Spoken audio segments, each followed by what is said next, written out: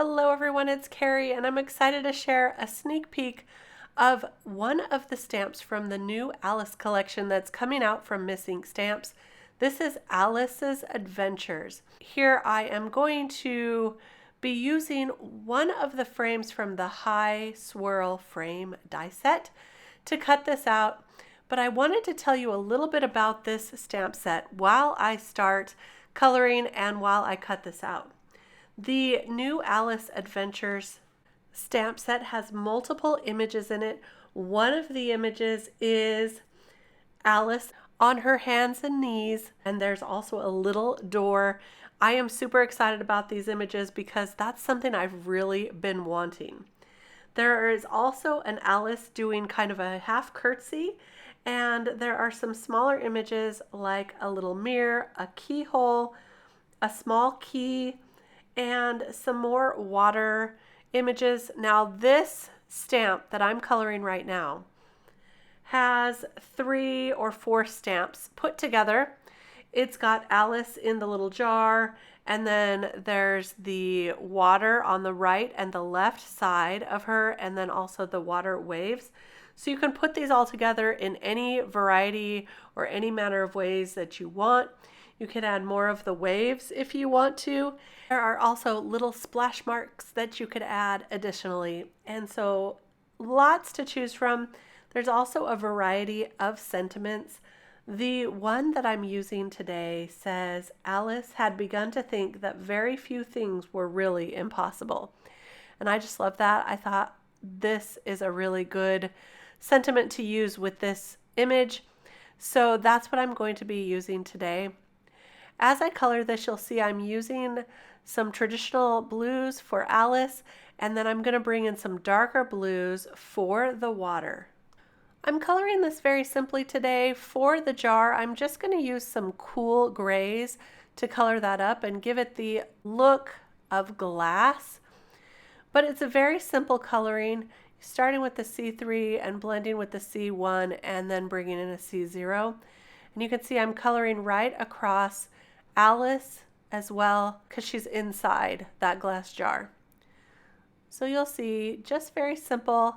And then I'm going to go ahead and add the stripes to her tights and color in her shoes dark gray or almost black. And now I'm going to color up her hair in my favorite blonde color combination for Alice. I'm using the Y21, E42, and Y11. Normally I'll bring in 4 colors, but today I'm just using these 3 for her blonde, and I really like how this one turned out. Such a pretty blonde combination. Now here's where I'm bringing in the darker blues, and I'm starting with this B37, and I'm going to just kind of outline those waves and the splashes, and I'm leaving some white space above them, and then I'm just going to draw in some lines that represent the moving water. Now I'm not being too careful or worried about this because it's just an idea of it. And so it's very simple and easy to do, and then I'm going to blend that out with the next color down. I'm using the B34 for this one, and then I'll go in with the B32 and color all of that, including the white spaces that I left on the tops of each of the waves. So this is a simple coloring today. I just love how it looks though, and I can see all that movement. There's those little splash stamps, and I'm just coloring those in with the lightest color as well. See right there? Very, very cute, and also gives more of an illusion of movement. Really fun. So I'll just finish coloring this out and blending these all through, and we'll start putting that together. For that ribbon frame die, I thought it looked kind of like a storybook, and I love just making this look like you're seeing this vision of a part of this story, and that ribbon really gives that feeling for me. So I cut the ribbon also out of a light cream colored cardstock. I wanted it to match more of her hair though, so I'm going to bring in some darker yellows and make it look more like a ribbon that has some movement. So I'm just going to color, I'm starting with a really light yellow here, but it was a little too light for me. So I'm going to bring in some Distress ink in mustard seed, and I'm concentrating mostly on the loops and just blending that a little bit out. So see how that makes it look like a ribbon with some highlights and lowlights. Very simple. And there, I think that looks pretty good just like that. So we're going to stop right there, and now I'm going to bring in a frame that I had left over from making another card. See those scallops? This is from after using that Eieio frame die.